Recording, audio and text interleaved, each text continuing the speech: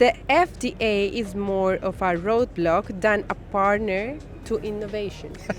Myth.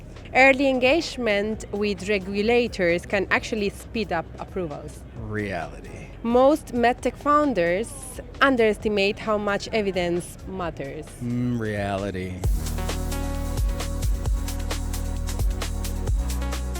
One of the greatest challenges in MedTech is an invention, is navigation. Startups have to go through difficult regulatory pathways, long waiting times, and as well trying to prove their value in the market. Today I'm here with Kwame Ulmer. He is the representing MedTech Impact Partners. Thank you very much for being with us today once again. Yes, it's my pleasure. It's great to be with you.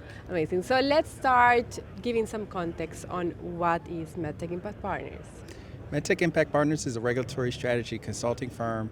We work with the best companies of all sizes to solve complex regulatory problems in a responsive, concrete, and concise manner. Our claim to fame is helping folks navigate the US FDA. We do have a global regulatory practice, but our bread and butter is getting you through the FDA. Indeed. Before we go into the topic itself, we're going to play a nice game. Myth or reality, true or fiction, as you prefer. All right.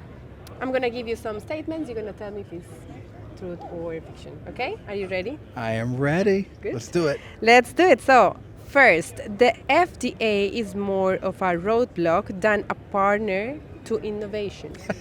Myth. Myth. Early engagement with regulators can actually speed up approvals. Reality. Startups can't afford to think about regulatory strategy until after funding. Oh, myth. Most MedTech founders underestimate how much evidence matters. Reality. The best investors are the ones who understand the FDA. Reality.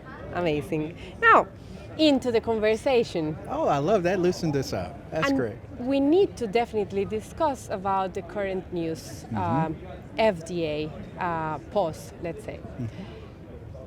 What's the advice you can give to startups that are already suffering this waiting time that is, of course, longer than expected? So the good news is there are very clear pathways that have not stopped in engaging with companies' ability to engage the FDA. For example, you can still submit a pre-submission to the FDA. You cannot, however, submit a new marketing application. So number one, know exactly how the shutdown impacts your next regulatory milestone with clarity. That really is a fancy way of saying have good regulatory intelligence. Some of the emails that you can send to the FDA are still getting responses. Having said all that, it's also important to know that the FDA is now focused solely on high-risk activities like high-risk recalls, such that they directly impact public health. More low-risk or moderate-risk applications that don't directly impact public health have ceased. So just number one, knowing exactly what is still open and what's still closed. And number two, taking the time, if you indeed can't submit your application, to review it for clarity, conciseness, crispness, and such that you are giving the FDA the most high quality product possible. Because the old adage, garbage in, garbage out, is true. So if you can take this time to be super concrete, clear about what you want from the FDA, it'll increase the chances of getting a high quality product back as soon as possible. Indeed. With your background at the FDA, what would you recommend to companies that are dealing with regulators in these specific difficult times?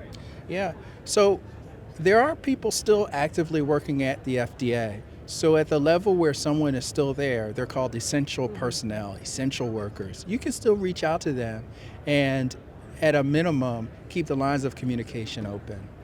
The other thing that should be practically done is adjust your expectations for timelines. We're working with a company that's going to submit a pre-submission in a matter of days, but the expected written feedback in roughly 70 days, we're recommending that they extend that because the FDA is probably at 0.25% staff, 25% of its full staffing because of the shutdown.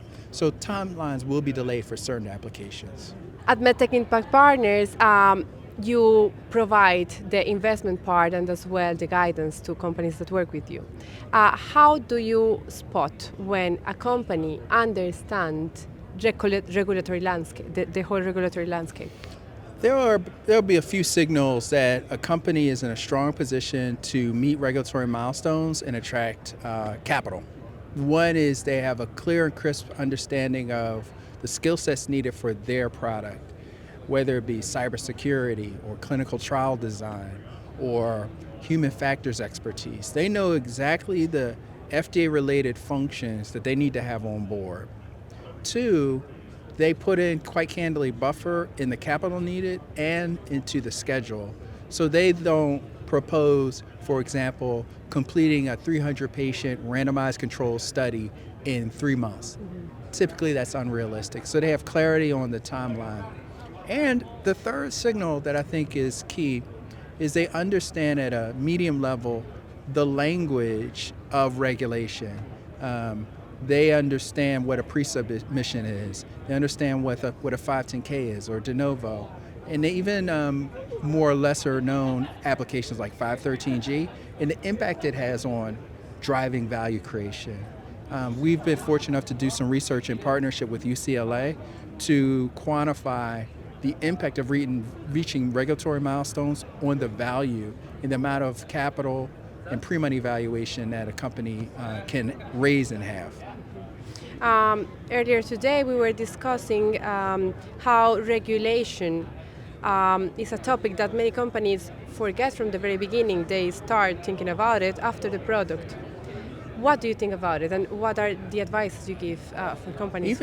Even at the concept stage, it may bring about multiple regulatory pathways based on how you execute that concept or the different claims one wants to make at concept stage. So even if you have a concept paper written down, that's early enough and timely enough to develop a complementary regulatory strategy, which may not be final, but it will be initial sense of the types of data one would need to establish a solid initial regulatory and clinical and quality timeline for your company and the capital needed to meet those timelines. Indeed. MedTech Color, another project that you are at, you have a very leadership role in the MedTech space. Why diversity is important in this space? What are you doing through MedTech Colors? About 10 years ago, I was at this conference in Northern California, and I could tell you that the different perspectives, the different ethnic groups, and even the gender balance was quite different than what we see now. And that's because of a commitment by AdvaMed, the sponsoring organization, and really strong leaders who think that more voices are better than less voices, and it leads to better products. We heard this amazing statistic at the breakfast that 5% of African Americans are included in clinical trials, but 40% of medical devices are used on that population. So we would like to improve the representation of, for example, diverse populations studied in clinical trials, and we're working towards that. The last thing that I'll say that's really exciting about what MedTech Color has done for years now is actually investing in companies that are managed and controlled by diverse leaders. And we think that's going to lead to products that are more representative of the patient populations that they serve. Indeed. Now let's talk about technologies, new technologies, AI, robotics in surgery, etc. What do you see more sustainable in time of these new technologies? Well, I think some of the bets on AI-enabled technologies are going to pay off, and they will lead to fast followers that ideally will drive better outcomes. Let me give you examples. We are happy to work with a company called Sensei, which uses eye tracking to aid in the detection of PTSD. That could be a bellwether for the military, civilians, and also be the first indication of many to help with improved outcomes. And we're seeing that across many indications, many technologies. We're working with a facial recognition company that has the ability to aid in the diagnosis of multiple conditions that is AI-powered technology. So what I see, and this will be a multi-year journey, but the first movers will be getting their DeNovos, and then followers will get the 510Ks, and eventually you'll see improved outcomes. The last keen example that I'll share is a company that's based in Southern California. It's called AdvaMed. They make precision spinal devices, and those how those spinal implants are built is based off of AI. So, and they have clearances to that effect.